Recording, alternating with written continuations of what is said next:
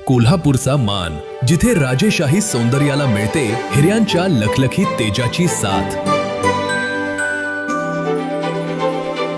हिऱ्यांची ही नजाकत केवळ सौंदर्य खुलवत नाही, तर ती ठरते तिच्या घरंदाज अभिमानाची एक तेजस्वी ओळख। परंपरेचा वारसा आणि नव्या पिढीचा विश्वास, यातूनच घडतीये एक नवी संस्कृती, जिच्या कणाकणात भिनलीये हिऱ्यांसारखी नितळ शुद्धता। राजेशाही परंपरा उजळते पिढ्यानपिढ्या। महेंद्र ज्वेलर्स, राजारामपुरी, कोल्हापूर। मूळचे गोकाकचे गंगाराम बडगे फरशी फिटिंगचं काम करून उदरनिर्वाह चालवतात।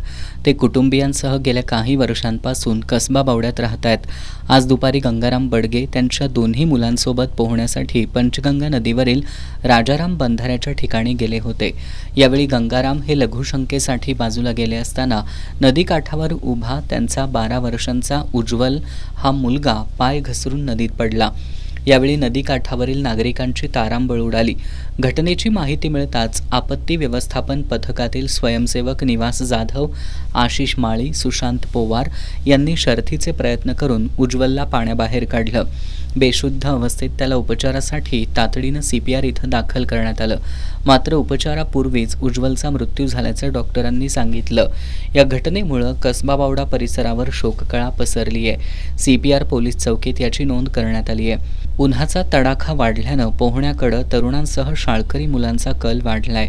गेल्या 2 महिन्यात पोहण्यासाठी गेलेल्या मुलांचा बुडून मृत्यू होण्याच्या घटनांमध्ये वाढ झाल्यानं योग्य ती काळजी घेण्याचं आवाहन प्रशासनाकडून करण्यात आलंय।